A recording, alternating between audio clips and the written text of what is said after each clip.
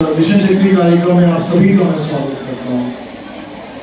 अभी इंस्पेक्टर साहब ने आपको कुछ इम्पोर्टेंट बातें बताई, कुछ इम्पोर्टेंट हेल्पलाइन नंबर्स के बारे में आपको बताया। 1090 हो गया, 1098 हो गया, यूपी 112 हो गया, 1076 हो गया। साथ ही साथ जो हमारी शक्ति दीदी है, हमारी एंटी रोगियों की टीम, हमारे थाना प्रभारी है, हमारे अधिकारी है, मैं स्वयं। अब इशू ये आता है कि हम लोग सूचना को सही तरीके से और बिना विलंब किए मुहैया करें। घटना हो गई और फिर हम लोग उस पर बैठे हैं और 3-4 दिन उसमें हम लोग वेस्ट करते हैं, वो नहीं करना। अगर किसी भी बच्ची के साथ, किसी भी महिला के साथ, तो आप लोग रिपोर्ट करिए, तत्काल उसके बारे में बताएं। और ये सारी हेल्पलाइन इसी के लिए, जितनी भी हेल्पलाइन, चाहे 112 हो, चाहे 1090 हो, चाहे 1076 हो, चाहे 1098 हो, और हमारे सबके सीजी नंबर्स आपको थाने के बाहर डिस्प्ले पे मिलेंगे। यूपी 112 गाड़ियों से भी आपको मिल जाएंगे। तो नंबर 1 बात यही है कि आपको इन सबका अच्छे से इस्तेमाल करना है और दबाव में किसी के नहीं आना। इसको कह रहे हैं चुप्पी तोड़नी। अब गाँव, मैं तो गाँव से ही आता हूँ, तो मैंने देखा है कि जो रोकती हैं वो भी महिलाएं होती हैं। उनकी अगर किसी लड़की के साथ कोई घटना होती है तो उसके पड़ोस की महिलाएं आके कहती है बाहर का बताना, बदनामी हो जाएगी। होता है कि नहीं? तो किसकी गलती है? आप लोग की गलती है। अगर किसी भी बच्ची के साथ कुछ हो तो आप सबको ये समझना चाहिए कि हमारी बच्ची के साथ हो, और तुरंत, चाहे आपका लड़का हो, चाहे आपका भतीजा लड़का हो, कुछ भी लगता हो, उसको तुरंत पकड़ के लाइए और थाने में लेके आ जाइए और बोलिए कि इसने अपराध किया।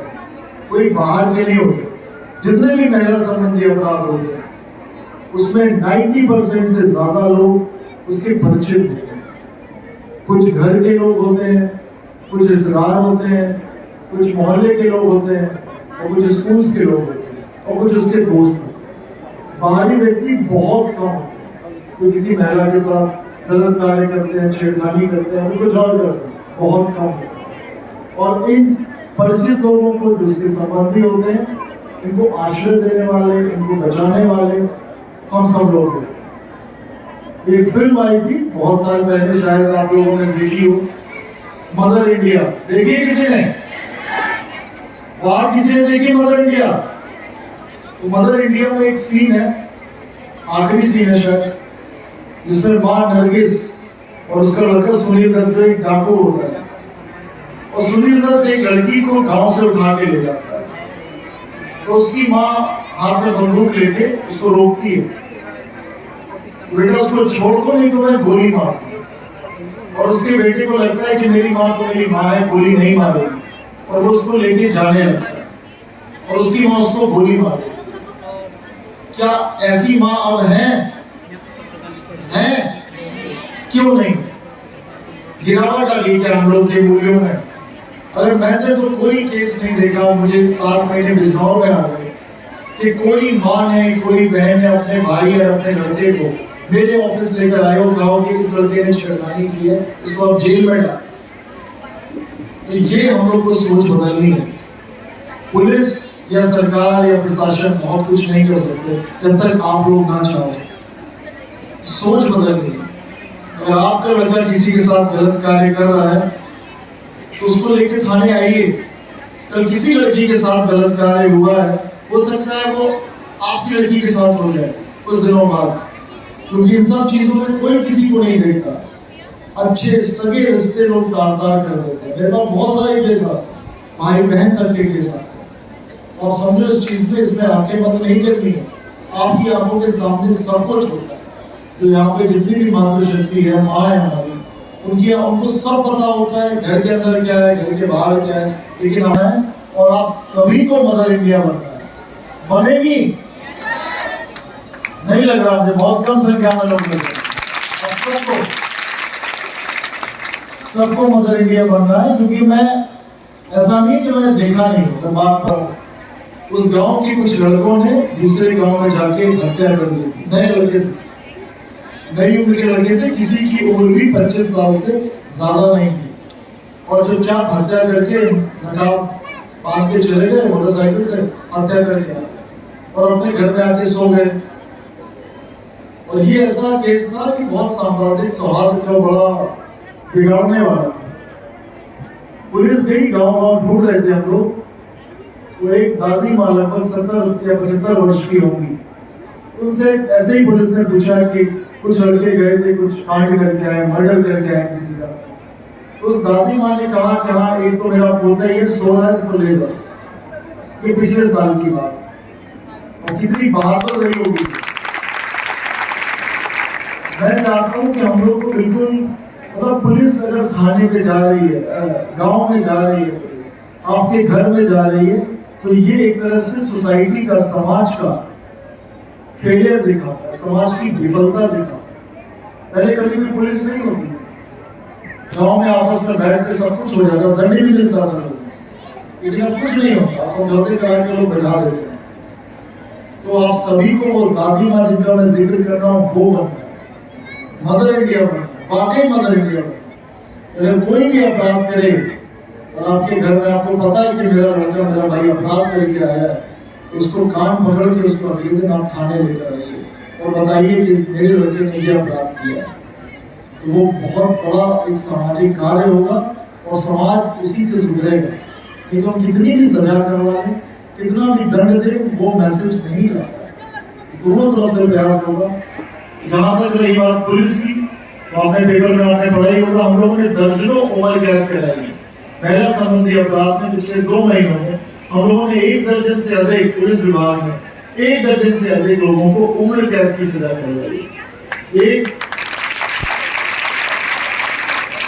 एक अपराधी जिसने डबल मर्डर किया था 2015 में, माँ और बेटी दोनों को मार दिया था चाकू से नजीबाबाद में, उसको फांसी की सजा हुई 5 अक्टूबर।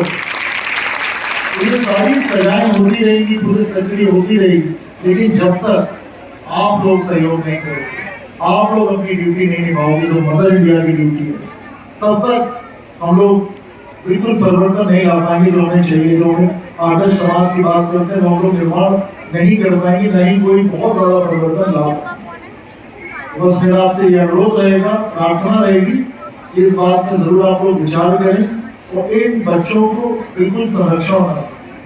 अगर कोई लड़का गलत कार्य करके आ रहा है, उसको डांटिए, सुधारने का प्रयास करिए, उसको बचाने का प्रयास करिए। मैं गांव में था, तो अगर कोई लड़का कोई भी अपराध करता था, मैं ही कुछ गलती करके आ जाऊं, तो मोहल्ले वाले को पूरी आजादी होती थी मुझे डांटने की, मुझे थप्पड़ मारने की, मेरी पिटाई करने की। लेकिन अब क्या होता है कि एक परिवार दूसरे बच्चे को पीटता है, तो 2 परिवारों के बीच में फसाव हो जाता है। ऐसे भी केस आ रहे हैं मेरे पास। 2 बच्चों की लड़ाई है, उनके माँ बाप भी लड़ रहे हैं उनके साथ। क्यों? मतलब क्रिकेट खेलते समय 14 साल का लड़का 15 साल के लड़के के बीच में झगड़ा हो गया, 2 बच्चों का झगड़ा है, उनके माता पिता को उसको सुलझाना चाहिए, लेकिन वो फसाव कर रहे हैं एक दूसरे को। ये सब नहीं होना चाहिए। आपको इन सबका समाधान करना है, सबको सुलझाना, सारी चीजें सॉर्ट आउट करनी है। कई बार ऐसा होता है कि मैं इसलिए बता रहा हूँ, बहुत इंपॉर्टेंट और आप लोग से जुड़े हुए बात है। कई बार ऐसा होता है कि पुरुषों के बीच में झगड़ा होता है, खेत पे झगड़ा होता है, या गली पे झगड़ा होता है, रास्ते को निकलने को लेकर झगड़ा होता है, लेकिन वो जो प्रार्थना पत्र मेरे पास आता है उसमें छेड़खानी की धाराएं जोड़ दी जाती है, उसमें दुष्कर्म की धाराएं जोड़ जाती है।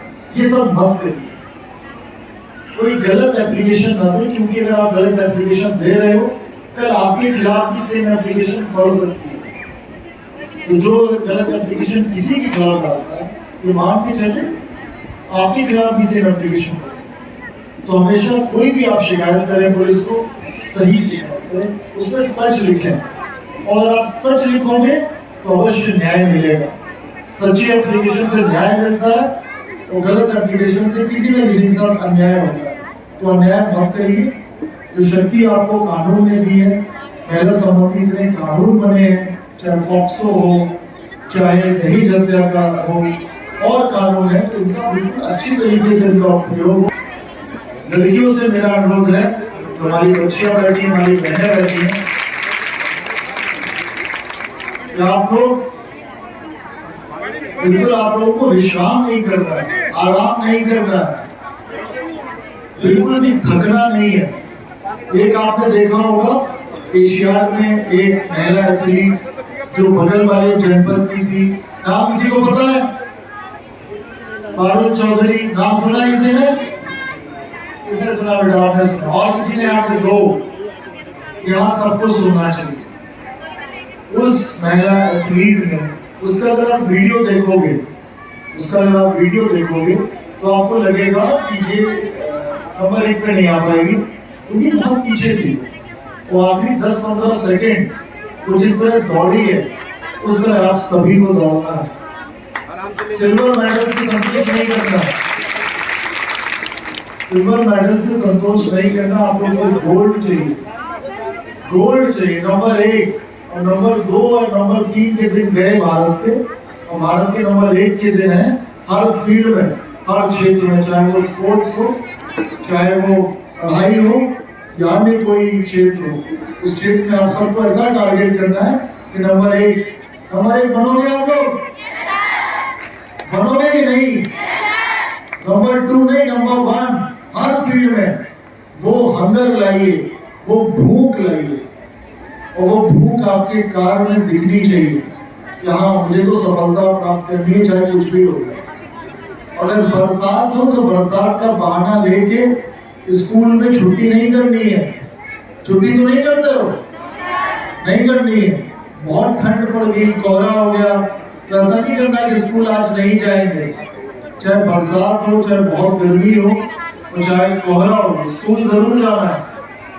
हमारे जो महापुरुष होते थे, आप लोगों ने कहानियां पढ़ी होंगी, 20-20, 25-25 किलोमीटर चल के जाते। मोहम्मद अजहरुद्दीन का नाम सुना होगा आपने, सुना है? वो कई किलोमीटर साइकिल चलाकर आते प्रैक्टिस करने के लिए हैदराबाद, तब जाके बोलते बड़े क्रिकेटर बने। सब क्रिकेटर्स की यही काम है। और सबको संघर्ष करने की आदत डालनी है, और संघर्ष करना है, संघर्ष करके ही सफलता मिलती है। तो जो योजनाएं आपको बताएंगी, जो स्कीम्स आपको बताएगी, अच्छे से उसका पालन करिए। कभी भी चुप नहीं रहना है। सारी समस्याओं का जड़ है चुप रहना, बिल्कुल चुप नहीं रहना है। जैसा कि हमारे इंस्पेक्टर साहब ने बताया, तुरंत वो बताना है आप सभी को, क्योंकि अगर आप चुप रहोगे तो वो किसी और के साथ गलत काम करेगा, और फिर आपको लगेगा ये तो मेरे साथ ही हो गया। आप लोग सोशल मीडिया पे कितने लोग हो? इंस्टाग्राम पे, फेसबुक पे, ट्विटर पे कितने लोग? आप में से तो इन सब पे चलो बढ़िया बात है, आप लोग हो। फोटो तो नहीं डालते हो आपने? कई शिकायतें मेरे पास आ रही हैं, 18 साल की लड़कियों की, 19 साल की लड़कियों की, 20 साल की लड़कियों। उन लड़कियों का सबका यही कहना है कि सर मेरी फोटो किसी ने वायरल कर दी, और मेरी फोटो को मॉर्फ करके, मेरी फोटो से सर को काट के किसी आपत्तिजनक पहला के सर पे सुपर इम्पोज कर, इस तरह की शिकायत है, और फिर वो वायरल हो रही है। क्या तो किसी के साथ नहीं हो? ऐसा हो सकता है। ये जो आप फोटो डालते हो सोशल मीडिया पे, खासतौर पे लड़कियां हमारी, ये फोटो डालना बंद करिए, क्योंकि आपको नहीं पता है कौन आपके साथ जुड़ा है। बहुत सारे हम ऐसे ही लोगों को जोड़ लेते हैं तो हमारी फोटो का कहीं भी गलत इस्तेमाल करते हैं। तो लड़कियों से अनुरोध मेरा रहेगा, बच्चियों से, कि फोटो अपनी न डालें, कोई भी प्राइवेट फोटो डाले ही ना। ये पूरा डिस्ट्रैक्शन, इससे कोई फायदा होता नहीं, ठीक है? तो आपको सूचना चाहिए, वो इंटरनेट पे अवेलेबल है, लेकिन सोशल मीडिया पर अवॉइड करिए। या आपको बहुत अच्छी तरीके से आना आता हो, प्राइवेसी सेटिंग्स आते हो, तो अलग बात है, लेकिन अदरवाइज इसको अवॉइड करिए। एक लड़कियों से ही रिलेटेड मेरे पास शिकायतें आती हैं, बहुत सारी लड़कियां आती हैं। जैसे 19 साल की लड़की आई, बोली कि सर मेरा 4 साल से अफेयर था एक लड़के के साथ, आप वो शादी करने से मना कर रहा है, सर मेरी शादी करवा दो। एक नहीं, ऐसी मेरे ख्याल से 50 लड़कियां मेरे पास आई। अब ये आप लोगों का फेलियर है, इनकी माताओं का फेलियर। इस समय आप सभी की उम्र पढ़ाई करने की है, पढ़ाई करिए। वो विद्यार्थी के 5 लक्षण आपने पढ़े होंगे ना, एक श्लोक है संस्कृत का, किसी को पता है? काप चेष्टा भगो ध्यान श्वान निद्रा तथैवच अल्पाहारी गृहत्यागी विद्यार्थी परिलक्षण। यही 5 चाहिए, इससे ज्यादा नहीं। काक जैसी चेष्टा, काग जैसी चेष्टा, समझ रहे हो मतलब उस जैसा प्रयत्न चेष्टा, बगो ध्यानम, बगुले जैसा ध्यान। जो बगला बैठता है खेत में आपने देखा होगा, बिल्कुल लगता है कि स्टैचू है और वो कई घंटों तक स्टैचू बना रह सकता है। आपको लगेगा कि छू सकते हैं, कुछ नहीं है, लेकिन वैसा ध्यान। श्वान निद्रा, कुत्ते जैसी नींद, जरा सी आहट में उठ जाए। अल्पाहारी मतलब कम खाना वाला, कम भोजन करने वाला। ऐसा नहीं है कि आप भरपेट खा लो और फिर नींद आ जाए। और गृह त्यागी, विद्या अर्जन के लिए आपको अगर गृह भी छोड़ना पड़े, घर भी छोड़ना पड़े, तो उसके लिए हमेशा तैयार रहना है। इसमें ये नहीं जुड़ा है कि सोशल मीडिया चलाना है, इस श्लोक में देखा नहीं, इस श्लोक में ये थोड़ी जुड़ा है कि अफेयर करने हैं, कुछ नहीं जुड़ा। ये 5 चीजें आपको करनी, यही 5 जो बेस्ट कैरेक्टर हैं एक किसी भी स्टूडेंट के, उनका करिए आप अच्छे से। कभी इस तरह के चक्कर में मत फंसिए कि कोई आपको ब्लैकमेल कर रहा है, फोटो वायरल करके, रिकॉर्डिंग करके, इस चक्कर में मत पड़िए। अपना फोकस अप्रोच करिए पढ़ाई के प्रति, और जो भी आपने क्षेत्र चुना हो, चाहे खेलकूद भले को, और अच्छे तरीके से उसमें करिए। नंबर 2 मैं फिर कहूंगा, नंबर 2 नहीं रहना है, नंबर 1। और हमेशा जहां से आपने शुरुआत की, जहां से आपने शुरुआत की, इस गांव से जिन लोगों ने शुरुआत की, हमेशा जहां उस चीज को याद रखना चाहिए कि मेरी शुरुआत एक गांव से, मैं एक गांव से आता या मैं एक गांव से आती हूँ। चंद्रयान के बारे में आप सबको पता ही है। अब चंद्रयान की शुरुआत ऐसा थोड़ी है कि अचानक साइंटिस्ट को सपना आया कि चलो आज चंद्रयान छोड़ देते हैं और चंद्रयान छोड़ दिया, ऐसा तो नहीं था ना। बहुत मेहनत की गई, बहुत परिश्रम किया। चंद्रयान के पीछे 70-80 साल की साइंस लगी हुई, साइंटिस्टों की मेहनत लगी हुई। आपको शायद पता ना हो, या शायद कुछ लोगों को पता हो, विक्रम साराभाई स्पेस सेंटर में वहां पर गया था कई साल पहले, स्कूल की ट्रिप थी। वहां पे एक जगह है, केरला में एक जगह है तुम्बा, त्रिवेंद्रम के पास छोटा सा गांव हुआ करता था।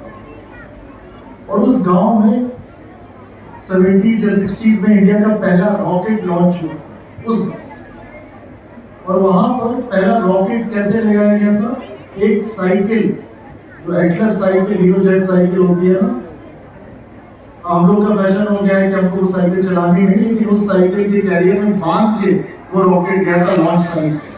तो इतनी हम्बल बिगिनिंग है, तब जाके हम लोग चंद्रयान लॉन्च कर पाए। तो हमेशा अपनी शुरुआत जहाँ से अपने अपनी लाइफ शुरू की है, उसको याद रखना है। और कोई भी प्रयत्न, कोई भी प्रयास, कोई भी एफर्ट छोटा नहीं होता। हर एक एफर्ट सिग्निफिकेंट है, हर एक प्रयास महत्वपूर्ण है। तो प्रयास करते रहिए और फोकस रहिए। पुलिस पूरी तरीके से मुस्तैद है, और मैं आपको आश्वस्त करता हूँ अगर आपकी कोई भी समस्या पुलिस के संज्ञान में आती, चाहे किसी भी जरिए आए, पूरी तरीके से हम लोग उस पर कार्रवाई करेंगे। और आप भी बेझिझक बिना किसी डर के पुलिस के पास जाइए और बिल्कुल ईमानदारी से सही सूचना पुलिस को दीजिए। आप इस सभा में आए, इस कार्यक्रम में आए और इतनी देर तक इंतजार किया आप लोगों ने, आप सभी का बहुत बहुत धन्यवाद। आप सभी को ढेरों शुभकामनाएं। जय हिंद।